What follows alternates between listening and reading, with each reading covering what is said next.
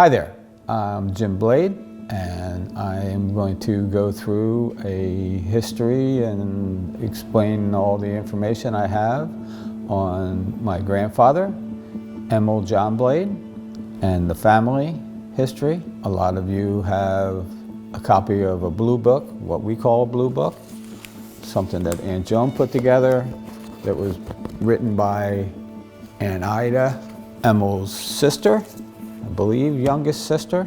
There's a lot of good information in there, but there was additional information as well.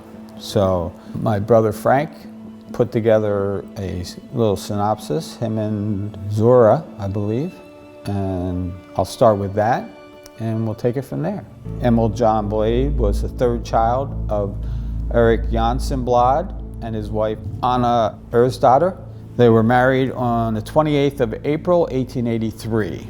The girl Anna was born in 1878 before their marriage, unknown who the father was. The couple left for North America on March 9th, 1888, with three children: Anna, born in 1878, Hans Henry, born 1884, and Erik, born 1886. Anna Ersdotter was pregnant at the time of the trip and gave birth to Emil 3 days after their arrival in New York City. Date of birth is April 8th, 1888. At the time, Ellis Island had not been finished. I think it was 2 years later or 4 years later or something like that, that it was finished. So arrivals were quarantined and processed in the city proper. It's assumed that the surname was changed from Johnson to Blade at the time of arrival. The family moved to Minnesota shortly after. When they were leaving, apparently Anna had to walk or run behind the double-decker horse-drawn bus because it was full. So she carried the 3-day-old Emil and some luggage all the way to the train station. They homesteaded in Athens, Minnesota. They had a total of 9 children during their lives together, 4 boys and 5 girls, all working the land there. They later lost the farm to swindlers, probably the carpetbaggers, if you're familiar with them, and it hit Erik hard, and he became an abusive drunk. The couple was divorced in 1901. Emil grew up on the farm, but during that time he refused to go to school and later was sent to Red Wing Boys School of Correction, where he learned how to make violins and carve rifle stocks. There was a violin making school called Red Wing in Minnesota in the past, now part of the Minnesota State College. Not sure if it's the same place or not. I've found some other information later that maybe adds to that or it changes it a little bit. He joined the Marines at age 18 when he left school. This was his lifelong career. He was a member of the shooting team and scored highly in many competitions and received many medals and awards. At some point after World War I, he moved to and was stationed in Philadelphia, where he married his second wife and had 2 kids. He married 3 times in his life. The third marriage was to Lillian, with whom he fathered Emil Jr., date of birth October 4th, 1925. He was discharged in 1930 from active duty. He actually went into the reserves at that point from 1930 until 1932. Just after this info, Ida writes that Emil died in Philadelphia on February 6th, 1949. That is incorrect. He died actually on August 15th, 1932. Our father, Emil R. Blade, went to Girard College, which was set up to educate children who didn't have a father while they were growing up. Emil's obituary confirms the date of birth of 44 in 1932, which is correct. So that other date was wrong. Cause of death was actually, he says it's not indicated, it's actually pneumonia, and he is interned not in Arlington, but in Cheltenham, Pennsylvania. During the 20s and possibly earlier, he built violins and apparently had a good reputation as a builder. What is left of his violin tools and his violins themselves are in my brother Frank's possessions. I have a few other woodworking tools as well, but Frank got most of the good ones. Let's see, there's so much information that we have that it's kind of jumbled here and there. Ida's husband, I believe, wrote to the Marine Corps to try and get a list of different things to coordinate what was what. There is a list from the Marine Corps of all of his different awards and medals, which are displayed here. Quite a few, close to 70, 80 of them altogether. I think there's a few that aren't even displayed. Also noted in the letter that came back from the office of the Marine Corps headquarters, it noted that more information could be found in the History of Marine Corps Competitive Marksmanship book, which I managed to get a copy of. He's noted in here about 14 different times when he started on the teams in 1912 through 1923. Actually, they still talk about his record that was still holding up in 1936, so long after his death. He was also had 2 different articles in Leatherneck magazine, one prior to this, which I still have not been able to get a copy of, but this was the second one. This is more of his obituary, quite interesting. It says where he was and everything. Some of the major things that he won was the Marine Corps Cup, which he managed to win twice. Very high scores in those, 1915 and 1923. He also won the Wimbledon Cup in 1923 as well. It was a good week with the Marine Corps Cup, and then followed up by that one. And in the Wimbledon Cup, he actually set the record with a perfect score and 18 Vs. I looked up what the V stuff is. The targets were a 30-inch target, 30-inch solid black, and early on when they were having national competitions, they would have a lot of ties. And in order to settle the tie, they would just keep shooting until someone missed. It ended up getting up to over 200 extra shots. It was nuts. The one story I read in this book about it, they just kept shooting, and the guy got to 200. He said, yeah, that's good enough, I think, for now. You know, I'll let somebody beat that. And somebody actually came along later and beat it. So what they ended up doing was put a separate ring inside the 30-inch black. And that was about 15 inches, I think. And the 15-inch was the V ring. So that's why when you see, once they introduced that, the scores changed from just the total number to 17, 16V, 12V, and on and on and on. And at some point, they changed that to an X rating instead of V, so the center would be the center X, which is what it is these days. If you've read through the Blue Book, or even on some of these scoring things, he's listed as private, he's listed as corporal, he's listed as sergeant, he's listed as gunnery sergeant. But they don't just go in straight order from when he started till when he left. He goes from corporal to private to sergeant to corporal to private to sergeant to private to gunnery. It's all over the place. And one of the things that just drove me nuts, I couldn't figure out what was going on with that. So I got a hold of his entire record from the Marine Corps, and in that found that every time he switched places or went on the shooting team, when he came back, they would change his rank again. So he would take a leave to go on the shooting team basically all summer, and then he would come back. Some of it was because of where he was stationed. If they had too many sergeants already, if the place could only do 3 sergeants because they had 13 people there or something, they couldn't have all these other sergeants, so they would demote him again. So he went up and down with that. It was nuts. I don't know how he managed that. I really don't. He originally enlisted in 1910, right? He first signed in 1910, went to 1913, 14, right before World War I started. When the war started, he, I believe, was requested by the military to go back to Minnesota, not go overseas to fight, even though he was a very good shot at that point already, but to go on recruiting because he was a sharpshooter, decorated, kind of pretty well known in the Minnesota area. So they sent him back.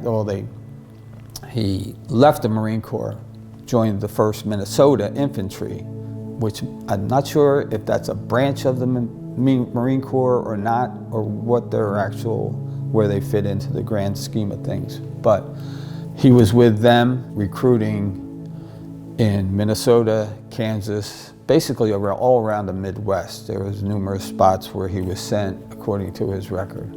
He also, according to this book, the history book, they say that's when he did his woodworking study.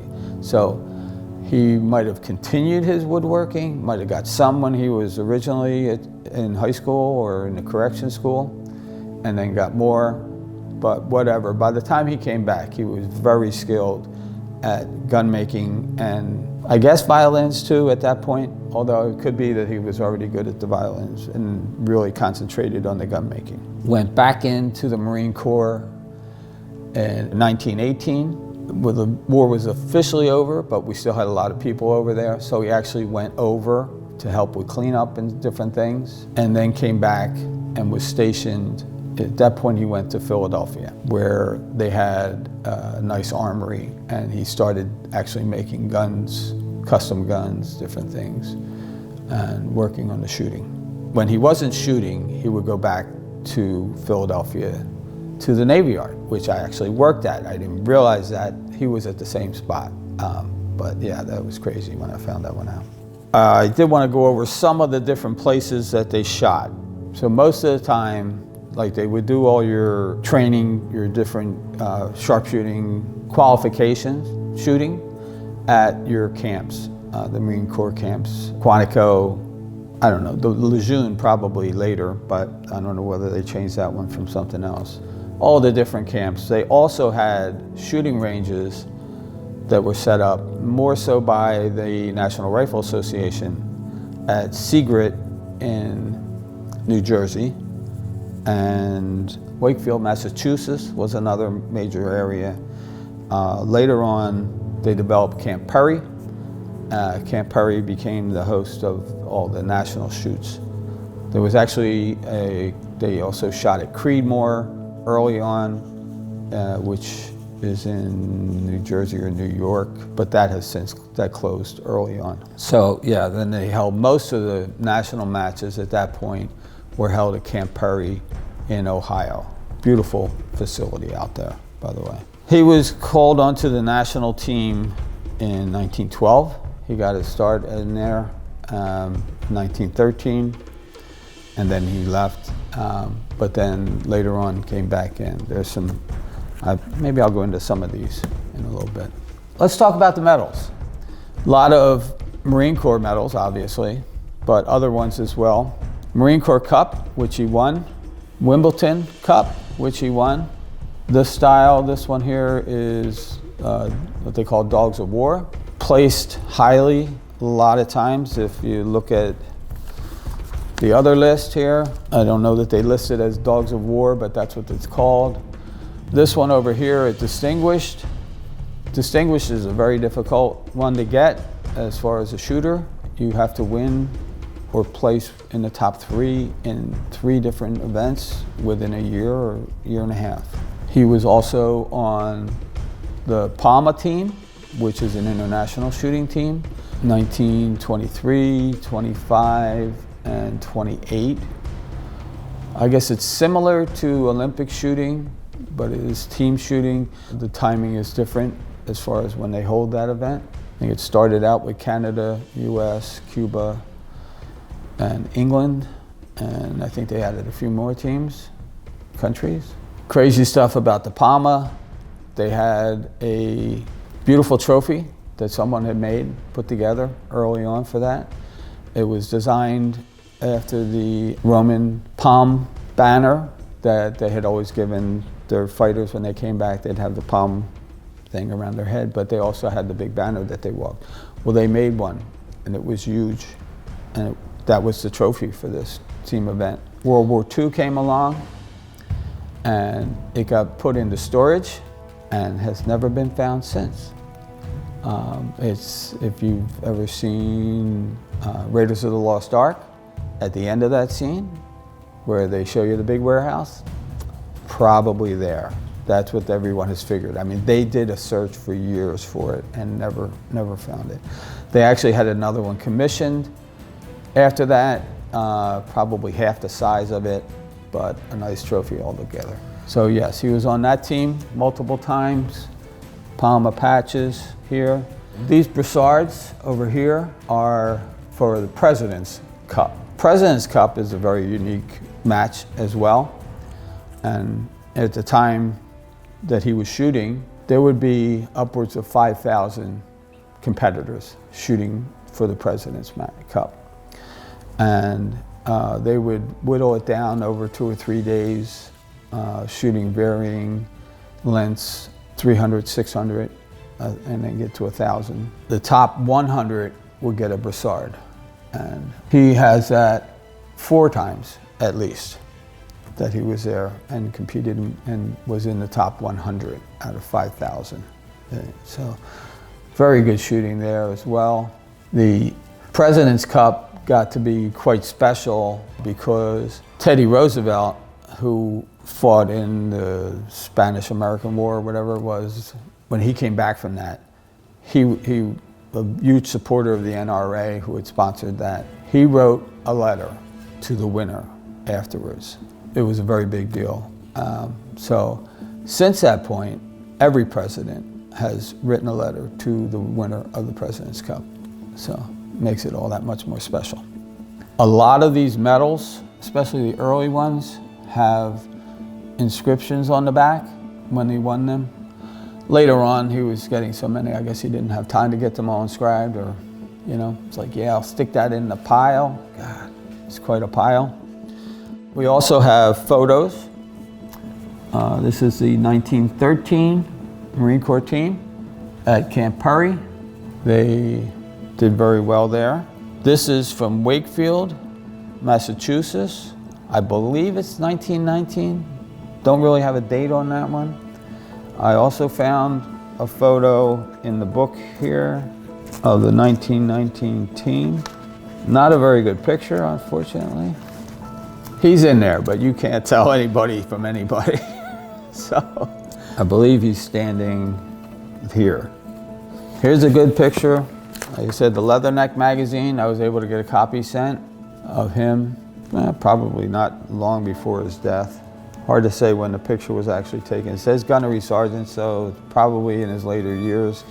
He's looking a bit rough there, so I'd say probably late 20s. I also came across on my digging, this picture was sent to me by the Minnesota Regional Library that these articles that are in the Blue Book came from. Clearest picture we have. I was quite excited to get it. You can see on his medals, he's wearing the Distinguished, he's wearing the Wimbledon Cup, he's wearing the Marine Corps Cup. There's some very special ones in there, I'm sure. They probably are the ones that had the most meaning to him. So let's talk about doping, which on a rifle, doping is elevation and windage control for your shot. And at 1,000 yards, you can imagine that gets kind of crazy. So one of the major things that I found, or that was used at the time, he was shooting prior to scopes, so it was all iron sights. So you had an elevation adjustment here, and you had a windage adjustment here, okay? Doping is what they call making the proper adjustments for that. The winds apparently out in Camp Perry especially can get kind of strong, and you might be aiming 2 feet to the right or left of your target, it'll be basically a curveball by the time it gets in there. They would just do like basically one sighting shot and then you're off, and that was it.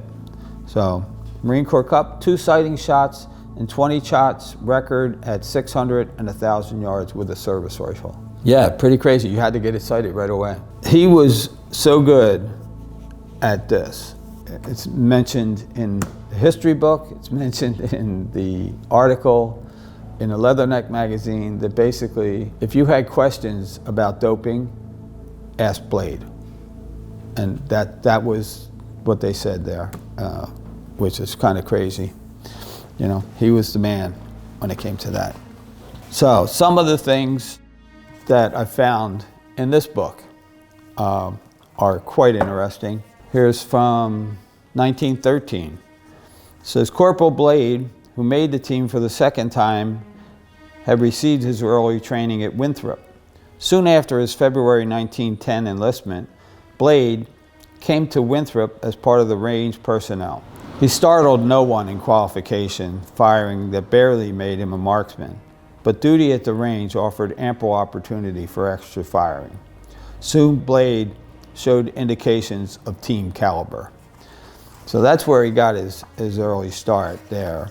1915, when he actually was out and back in Minnesota, he actually managed to get back into some firing. In Jacksonville in Florida, he was firing. Marine trained Emil Blade fired with the 1st Minnesota Infantry, won the Marine Corps Cup in 1915. They actually limited most of the national competitions and everything during the war. There was not much happening there at all. So I imagine that's probably one of the few that actually was going on. But he did get distinguished at that point. In 1913, he got distinguished with some of the wins he had. So this was the article, or the part of this on the national trophy match. By now, in the matches at Perry, Major Kaiser and Hall must have been questioning their policy of all for the team match, and let all the competitors be won or lost as chance may decide. Time had come for selecting the 10 men to fire. Ashurst from the 21 squad would be one. Private First Class Emil Blade, Sergeant Doyle, Private Cutler, Sergeant Frederick were selected, partly on their consistent steady firing and partly because they had fired on an earlier team. So in this round, this was 1922, the Coast Artillery team was shooting way above average, and they were leading, which kind of surprised everybody. So the next morning, Hale sat calmly behind the 1st Marine pair, experienced Emil Blade and newcomer Grady Sharp. The two did well as Blade fired 97 and Sharp 4 points less. Their 190 stood high among the initial pairs. So, good shooting. 1923 was obviously the best. Although they do make mention here, this is a good one. The final American score, this is in 1922, the internationals, which I imagine is just this patch here. The final American score of 5,132 not only gave them a 12-point victory over the Swiss aggregation, but also allowed the United States to retain the Argentine Cup, the trophy awarded to the world rifle champions. Lack of practice and a hectic roundabout trip through Europe had not prevented the Americans from doing their best. Credit for the American victory stemmed in part from the skill of 2 Marine armorers. Both Frank Rimkinus and Emil Blade had worked on the heavy Springfields, and Blade, who was outstanding with stock work, had carefully fitted each rifle to its shooter. So, a lot of that in here. And 23, as mentioned earlier, Emil Sergeant, now he's a sergeant, so that's what I say, he jumps around with his rank all over the place. Sergeant Emil Blade had fired on several pre-war Marine teams. While out of the Corps, Blade had taken a course in woodworking. Upon his re-enlistment in 18, he had been used extensively for armorer's work and for stock fitting in connection with the United States free rifle teams. In spite of this, he still found time to fire with the 1919 and 1922 teams. His dropping of only 2 points gave Blade the Marine Corps Cup. Flushed with this win, Blade went on to capture the Wimbledon with 100 possible that included 18 Vs. They talk about that in here. They just say he got this out of the possible. It's basically what a full no-miss score would be, because sometimes that would be 300 points, sometimes that would be 450 points, some 100 points, whatever, depending upon what they were shooting at the time. He was on the Palmer team, whereas his 220 assisted the American team in setting a new record of 1772 for the Palmer Trophy. The fact that they mention him means he's probably one of the highest scorers there. So, again, crazy shooting. In 1924, a U.S. team had gone to Canada and had been trounced in a pickup match where the riflemen fired Canadian rifles. With thorough preparation in 1925, the 1925 team defeated the Canadian and Cuban teams with a score of 1770. 4 Marines, half the team, materially assisted in bringing about the final score. Blade led the squad with 224 out of 225. Crazy, crazy shooting. So this is later on, 1931. He has actually got out of the Marines and joined the reserves at this point. And they're talking about this, 1931. Along with Jackson's departure came that of Gunnery Sergeant Emil J. Blade. For the past 2 years, Blade, as a reserve, had joined the team as an assistant to the armorer. But on the firing line, he could still be counted as one of the best at wind doping. To civilian and servicemen unfamiliar with Perry's wind, the proper thing to do was to ask Blade. In his military file, found a lot of good stuff, a lot of boring stuff, you know, just like everything he did, basically. Where you were shooting, what you did, you know, any qualifications, your day-to-day stuff. One of the main reasons I wanted to look into this was to find out why he kept going up and down in his rank. Because he kept switching to the team and back, depending upon where he went, it would change his rank. If they had too many sergeants and different things. In 1918, he was sergeant, and then, you know, 1922, he's corporal again. One of the things, you know, he did when he re-enlisted in 1918, it was for the duration of the war. It wasn't completely over, but then he went back and helped out over there a little bit. If you're familiar with Marines at all, maybe you've heard of Camp Lejeune. Maybe you've heard of it because the bad water they have down there, and that there's some lawyers out there trying to get rich on it, you know, and asking everybody, if you served in Camp Lejeune. All right, Lejeune was the Major Commandant of the Marine Corps or something, while my grandfather was there. He was at the shoot, I think it was 22, he was there. And he actually sent a letter of commendation to my grandfather after he won the Marine Corps Cup. And there's some pretty good stories in there about him, you know, running around. They grabbed the captain of the team and threw him on his shoulder and ran around the camp and stuff. So I'm sure they were regular Marines, you know, because they're all a bit wild, any of the Marines I know. At one point, because of his rank, they wouldn't give him a food allowance to go because his rank wasn't high enough. And they said, well, if there's a mess hall there, he has to go eat at the mess hall, instead of giving him the 75 cents. That's all it was. Pretty wild. At one point, when he was requested to go on the team, they asked him if he'd come along and shoot.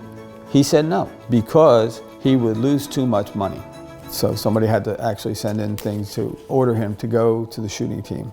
But the same guy also sent him a 2-page letter. Yeah, here's the letter from Lejeune, his letter of commendation. Major General Commandant. He sent a 2-page letter saying that Blade needed to be made a gunnery sergeant because this was nonsense, that he has done so much for the Marine Corps that they need to make him a gunnery sergeant. And that's what they finally did. His medical history is here. And he started to get a little crazy. He had a mental dementia, paralytics or something. So in 1930 at the Naval Hospital, League Island in New York, I guess it was. So not sure what was going on there. They were treating them with mercury too, which was one of the crazy, that's what they treated stuff with at the time. So he did recover from that, but I think that probably added to why he went in the reserves. I guess they said it was pneumonia that he died from.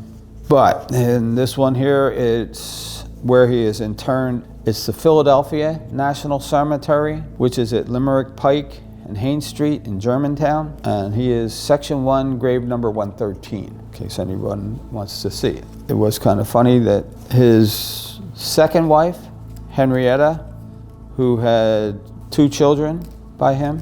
She had heard of his death, apparently.